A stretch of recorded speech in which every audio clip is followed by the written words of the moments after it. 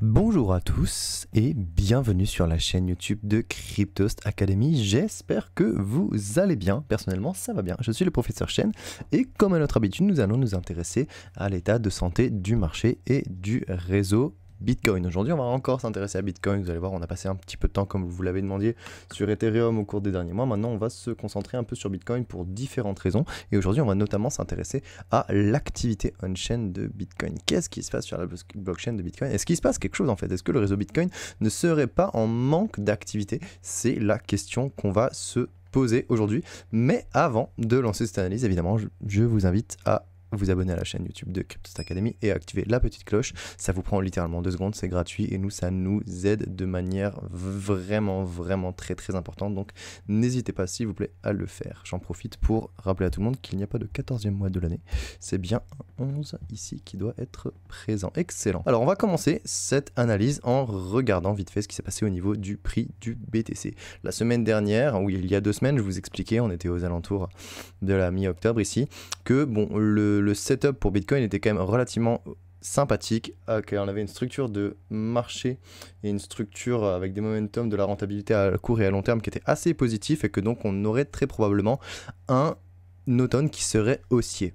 Donc évidemment, bien sûr, sous couvert de casser les liquidations, enfin comment dire, les liquidités short qui étaient accumulées au niveau des sommets de mars et avril et juin, donc au niveau des 72-73 000, qui ont été cassés à 2 reprises et on est venu chercher toute la liquidité restante hier ou aujourd'hui, en fait dans la nuit, avec une jolie poussée du BTC dans l'espoir et aussi ensuite après par l'annonce que Donald Trump deviendrait président. Apparemment, il y a beaucoup de gens qui ont été enthousiastes et ça a dû plaire à pas mal de gens parce que bon bah le prix a quand même bien augmenté, on a fait plus 7 sur une journée quasiment, même si on est en train de mécher. Donc la clôture d'aujourd'hui va être importante, la clôture mensuelle certainement va l'être, la clôture de la semaine aussi, bon on vient de commencer le mois de novembre, mais en tout cas la clôture du jour sera très intéressante parce que si on clôture au-dessus au-dessus des 73-74, bah là on est vraiment en train d'entamer vraiment une structure de découverte de prix comme je vous l'ai expliqué il y a 2 semaines, donc ça peut devenir très intéressant. Donc à voir maintenant comment est-ce que ça se passe au niveau du réseau, parce qu'on pourrait se dire bon bah le marché il est quand même en expansion,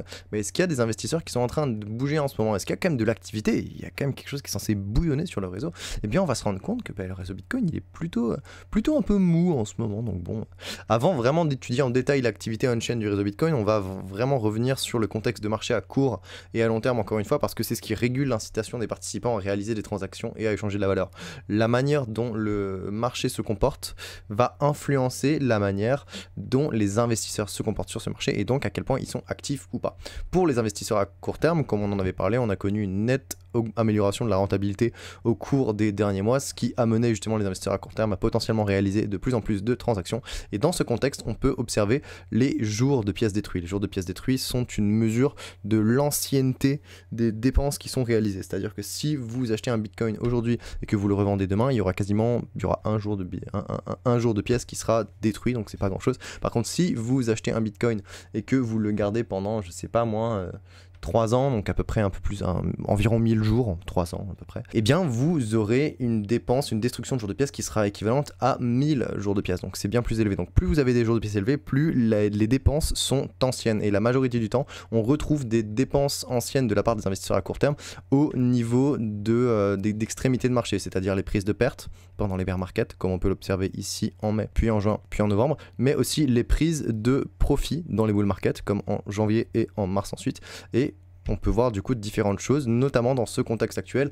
Les pics de jours de pièces détruites qu'on a pu observer au niveau des STH ont pu permettre de signaler 3 grandes périodes d'activité assez importantes en termes de dépenses pour l'année 2024. Donc la prise de profit généralisée de janvier puis de mars aux abords des 73 000 $, la capitulation qu'on a connue à court terme en août sous les 55 000 $ qui a surtout impacté les investisseurs à court terme. Donc on a bien vu à ce moment-là qu'il y avait pas mal de dépenses, notamment en perte, qui étaient faites, ce qui nous présageait déjà une potentielle capitulation et notamment un épuisement de la vente. Et qu'est-ce qu'on voit actuellement? On est en train de voir que depuis que le prix est de retour au-dessus des 70 000 et maintenant même au-dessus des 73, eh bien on a aussi une petite activité de dépense de la part des investisseurs à court terme qui sont potentiellement en train de dépenser pour prendre profit, parce qu'un investisseur à court terme n'a pas nécessairement vocation à garder ses BTC sur du long terme, hein. C'est pour ça que c'est pas un investisseur à court terme, il ne détient pas ses BTC pendant plus de 6 mois la majorité du temps en moyenne. Donc bon, quand il y a un profit à prendre, mieux vaut pour lui qu'il le réalise, et c'est potentiellement ce qui est en train de se passer en ce moment. Donc on voit qu'il y a quand même un semblant d'activité au niveau des investisseurs à court terme, mais on a une idée de l'ancienneté de ce qui est dépensé, mais on n'a pas une idée des volumes. Et vous allez voir qu'en termes de volume, encore une fois, ça ne se répercute pas nécessairement sur l'activité on-chain. On va voir que les volumes de transfert sont plutôt bas en ce moment. Mais bon, on voit que il y a quand même un petit peu d'activité de la part des investisseurs à court terme parce qu'il y a un petit peu de jours de pièces détruits. Avec le même prisme, on pourrait se demander, les investisseurs à long terme, nécessairement, eux, ils sont peut-être en train de dépenser plus et tout. Les investisseurs à long terme, ils ont quand même beaucoup patienté pendant toute l'année que le contexte de marché s'améliore et actuellement, on est à peine en train d'entamer une potentielle phase de découverte de prix. Ils sont pas du tout prêts à réaliser leurs profits. C'est pas du tout le moment. Eux, ils vont commencer à dépenser quand on sera à 75, 80, 90 000. C'est des choses comme ça qui les intéressent la plupart du temps. Donc pour l'instant, les investisseurs à long terme, ils ont probablement un des groupes les moins actifs de toute l'année 2024, avec ce fort comportement de dépenses qu'on a pu observer entre février et mars où ils ont pris du profit, certes, et ici ce qu'on pourrait penser être de la dépense d'investisseurs à long terme, mais qui est surtout des dépenses, des déplacements des BTC de MTGOX et aussi des déplacements des BTC du gouvernement allemand. Et donc en fait, si on observe bien, si on enlève ces pics d'activité ici, eh bien on se rend compte que les investisseurs à long terme, à part en début d'année quand ils ont pris des profits, eh bien actuellement ils sont tout à fait inactifs en fait. Ils sont vraiment dans un comportement de dépenses très peu intense et très peu fréquent en termes de jours de pièces. Et donc on voit bien que les investisseurs à court terme, ils sont peut-être un petit peu actifs, d'accord, même s'ils ne sont pas non plus actifs comme ce qu'on peut exposé pour des extrêmes de marché, et les investisseurs à long terme, manifestement, la hausse du prix récente n'a pas fait en sorte qu'ils dépensent énormément de jours de pièces, et pourtant ils ont une capacité de jours de pièces à dépenser qui est très importante. Ici, quand on parle de jours de pièces détruits pour les investisseurs à court terme, la plupart du temps, historiquement, on est entre 5 et 9 millions grand maximum, alors que pour des investisseurs à long terme, historiquement, on peut se trouver entre 20 et 40 millions. Et là, actuellement, on est à peine à 10. On est à peine à 10, donc vraiment, c'est pas beaucoup d'activité de la part des investisseurs à long terme de ce point de vue-là. Donc on l'a vu, les investisseurs à court terme et à long terme sont pas particulièrement actifs, un peu plus à court terme, mais comme ils brassent beaucoup moins de volume, ça reste dans tous les cas relativement négligeable. Maintenant que ce suivi des activités des investisseurs à court et long terme, il a été établi pour l'année 2024, on peut observer un peu plus en détail du coup l'activité on-chain du réseau Bitcoin à travers différentes métriques. On va observer 4 métriques assez simples dont on avait déjà parlé durant les précédentes analyses, notamment celle d'il y a 2 mois il me semble, où on parlait du réseau Bitcoin qui était un peu en sous-régime. Le constat reste relativement le même. Depuis la prise de profit généralisée qu'on a eu en mars, le nombre d'adresses actives il a quand même chuté d'à peu près 40%, c'est-à-dire d'à peu près 1 million d'adresses actives par jour à quasiment 600 000 adresses actives par jour. Donc ça nous indique qu'il y a une chute nette de l'usage de la chaîne dès le printemps. Et c'est pas juste dû au fait qu'il y ait des transactions de type rune sur le réseau, parce qu'elles sont arrivées ensuite, elles sont arrivées en avril. Donc c'est vraiment pas du tout ça qui a impacté, c'est simplement le fait que il y a beaucoup de gens qui ont pris profit en début d'année, et puis après tout le monde s'est barré, on a attendu. Parce que dans tous les cas, le marché il a fait que stagner. Bon, maintenant on est en train enfin de montrer potentiellement des signes très intéressants, mais dans l'ensemble cette métrique elle montre des signes qui sont relativement faibles pour toute l'année 2024, même si dans l'ensemble on reste sur une croissance assez faible, mais on a une croissance quand même au cours des derniers mois, et on peut voir que là actuellement on a potentiellement un petit peu plus d'intérêt qui est en train de se former, mais on reste aux alentours des 750 000 adresses actives par jour. C'est très peu, donc comme je vous l'expliquais, ça je l'avais rédigé hier avant même qu'on franchisse les 73 000, mais il semble que seul un franchissement de l'ATH des 73 000 $ fournira un catalyseur suffisant pour stimuler à nouveau l'activité on-chain. Ça va être très intéressant, parce que du coup j'ai en écrivant cette analyse hier avant de l'avoir tournée aujourd'hui, mais on n'était pas encore au-dessus des 73 000 $, et donc au cours des semaines qui vont venir, notamment au cours du mois de novembre et du mois de décembre, on va pouvoir voir si le fait qu'on passe potentiellement en découverte de prix et qu'on aille chercher au-delà des 70, 80, 90 000 $ pour le BTC, est-ce que l'activité on-chain va répondre et va augmenter de manière croissante et continue, comme ce qu'on a pu observer notamment pour le cycle de 2021. C'est une question que je pose, c'est ce qui est censé être le cas, mais on va voir, il y a plein de choses qui se passent et le réseau Bitcoin évolue au fur et à mesure des cycles et n'est plus tout à fait le même. Donc on peut légitimement supposer que, mais on attend des vérifications. Dans l'ensemble, pour l'instant, l'activité on-chain en termes d'adresses actives, elle est plutôt faible. Au-delà des adresses actives, on peut aussi se poser la question des entités actives, c'est-à-dire, des adresses c'est cool, mais je peux avoir autant d'adresses que je veux, donc au final, pourquoi est-ce qu'on ne mettrait pas à profit, maintenant qu'on a accès à ces données là, les algorithmes de regroupement de Glassnode qui nous permettent de regrouper les adresses en entités, ce qui nous permet d'avoir un meilleur signal en fait de l'activité on-chain du réseau dans l'ensemble. On peut remarquer qu'il y a un constat qui est relativement similaire, qui est apporté par le nombre d'adresses actives. Lui aussi, il a nettement chuté en mars, il a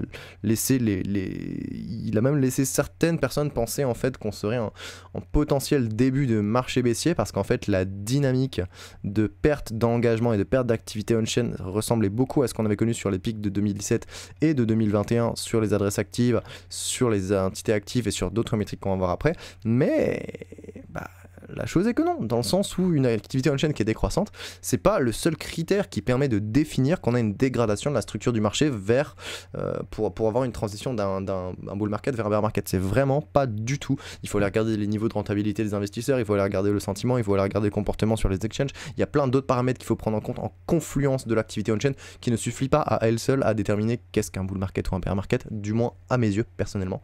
Et comme on l'a vu, les niveaux de rentabilité à court terme et long terme, ils ont été un peu dégradés au cours de l'année, notamment cet été, mais dans l'ensemble ils sont restés soutenables, ils sont restés au-delà de leur moyenne historique, et on a bien vu que dans tous les cas il y avait quand même une certaine force relative, même si bon, c'était un petit peu compliqué.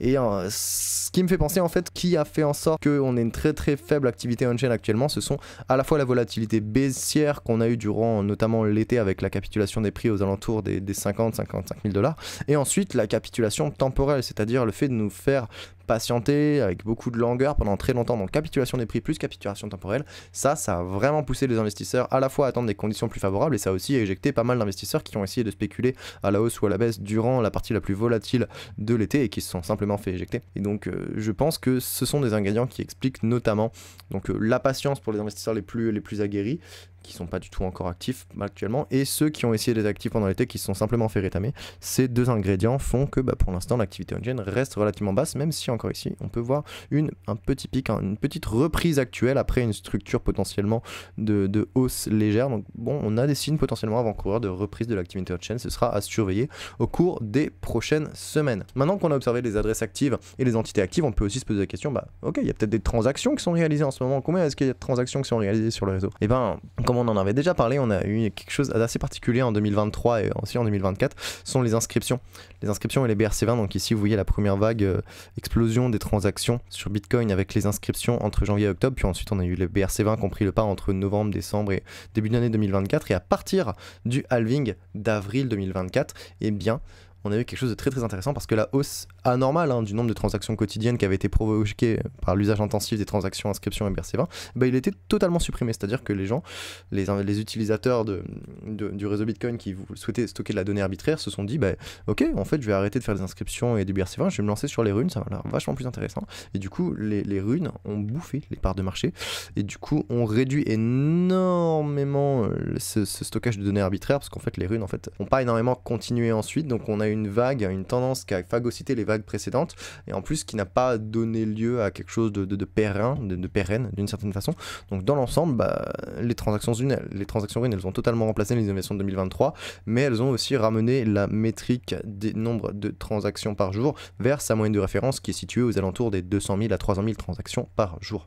Donc avec ce nombre justement sur lequel on se situe, qui est à peu près le chiffre sur lequel on se situe depuis septembre 2021, depuis quasiment pendant tout le bear market, on était à peu près sur des niveaux d'activité on-chain relativement bas comme celui-ci, et actuellement on est encore sur ces niveaux. Donc pour l'instant, avec 200 000 à 300 000 transactions par jour, il n'y a aucune indication qui suggère que l'activité on-chain du réseau Bitcoin, elles sont en train d'enregistrer une forme d'accélération, malgré la récente action des prix qui est quand même assez intéressante. Donc il faudra suivre encore une fois ces métriques au cours des semaines et des mois à venir pour voir si on commence à avoir une réponse et de plus en plus d'activité, parce que le prix va augmenter, typiquement ce qui serait possible de se passer comme pour le marché haussier de 2021. Mais bon, ça reste encore à confirmer d'une certaine façon. Et on peut aussi voir ça encore une fois vis-à-vis du transfert de volume. Le transfert de volume quotidien, il est resté très très très bas, malgré des signes de croissance modérés au cours des derniers mois. On peut voir certains pics ici, volume de transfert notamment pour la prise de profit, puis volume de transfert ici pour la prise de perte. On peut observer prise de perte, prise de profit, prise de perte, prise de profit, prise de perte, et actuellement potentiellement un petit peu de prise de profit. Mais dans l'ensemble, l'usage du réseau Bitcoin reste très très limité. Il y a peu d'échanges, il y a peu d'interactions en comparaison aux autres marchés précédents, le marché aussi bull market précédent. Et dans l'ensemble, on reste quand même sur quelque chose de relativement calme en ce moment. Donc oui, on peut dire que le réseau Bitcoin manque d'activité en ce moment, ou du moins l'activité est plutôt faible. On va faire notre petit point de finalisation ensemble ici. In fine, les données on-chain de cette semaine, elles indiquent que l'usage de la chaîne de Bitcoin par les investisseurs reste bien en deçà des niveaux qu'on a pu observer d'abord au printemps 2024, puis aussi sur les bull markets précédents. Les investisseurs à court terme restent la cohorte la plus active depuis mars, qui est tantôt euphorique, tantôt paniqué, hein, qui va essayer d'acheter les sommets et de vendre les bottoms, hein, c'est ce qu'on a observé cet été. Alors que les investisseurs à long terme, eux, ils sont en grande partie inactifs, ils patientent que le BTC franchisse finalement son ATH, ce qu'il est potentiellement en train de faire. Il faudra vérifier la clôture de ce soir pour confirmer si l'ATH est vraiment franchi ou pas. Et dans l'ensemble, la hausse du marché qu'on a connue au cours des derniers mois ou même au cours des derniers jours n'est pas pour l'instant pas venue à stimuler la participation de manière significative des investisseurs, ce qui suggère qu'il y a encore un sentiment, du moins hier c'était encore le cas à mes yeux parce qu'on était avant les résultats des élections présidentielles aux États-Unis, donc on avait vraiment un mélange de scepticisme et d'optimisme avec ces deux sentiments qui étaient un peu au coude à coude. Il y avait quand même pas mal d'appréhension. Aujourd'hui il y a l'air d'avoir un certain soulagement qui s'est posé parce que apparemment pas mal de gens sont contents que Trump soit élu président des États-Unis. Bon, ça c'est un autre débat. C'est très très bien pour certains, moi en vrai je m'en fous, hein. Mais ce qui est important c'est que le sentiment d'optimisme semble être le plus important maintenant dans la journée d'aujourd'hui, donc à suivre. Voilà qui fait le tour de ce que je voulais vous présenter aujourd'hui sur la question: le réseau Bitcoin manque-t-il d'activité on-chain? Bien sûr, vous pourrez retrouver l'article directement sur le site de Cryptost, tout à fait gratuit, avec les annotations, avec les textes pour vous permettre de mieux comprendre, de mieux situer, de mieux appréhender les données que je vous présente. Le thread Twitter, pour ceux qui apprécient Twitter, n'hésitez pas à activer, pas activer la cloche, mais à aimer et puis à partager le post. Franchement, ça m'aide beaucoup pour ne rien louper des prochaines vidéos d'analyse on-chain et des prochaines vidéos d'analyse technique aussi, hein. Tous les mardis midi, on a Vincent Gann qui vous fait une super vidéo d'analyse technique. Moi, un jeudi sur deux, je vous fais une vidéo d'analyse on-chain sur la majorité du temps Bitcoin ou Ethereum, mais on peut aussi varier avec d'autres choses. Donc n'hésitez pas à vous abonner et à activer la cloche pour ne rien louper de nos prochaines vidéos. Et si vous voulez aller plus loin, vous connaissez maintenant la référence en France, la communauté privée numéro 1 avec les meilleurs formateurs, avec les meilleures ressources pour vous permettre de ne pas rater votre bull run qui est, vous le savez, imminent. C'est bien Cryptost Research, donc vous pouvez faire un petit essai gratuit. Vous pouvez aussi utiliser le code promo moins 20% sur votre premier mois d'abo, histoire de tester votre premier mois, puis après si vous n'êtes pas satisfait, dans tous les cas on vous rembourse, il n'y a pas de souci. Mais n'hésitez pas à venir tester notre produit parce qu'on est encore en train de l'améliorer. On a même en exclusivité française vraiment la toute première formation on-chain que je suis en train de préparer, qui va sortir, qui est déjà sortie mais qui va être encore complétée au mois de novembre. Donc il y a vraiment pas mal de choses qui se passent sur Cryptost Academy. On a des analystes de fous furieux, notamment Coban et Vincent pour l'analyse technique, Will qui est notre CEO fondateur qui fait de la très très bonne analyse fondamentale. On a aussi The Bat pour notre fameux spécialiste airdrop, encore de l'analyse fondamentale avec Cyprien. Donc on a vraiment énormément de choses à vous offrir. N'hésitez pas à venir nous rejoindre et à tester le produit si jamais ça vous fait kiffer. Merci d'avoir suivi cette vidéo. On se retrouve dans 2 semaines pour une nouvelle vidéo d'analyse on-chain. C'était le Prof Chain. À bientôt. Salut.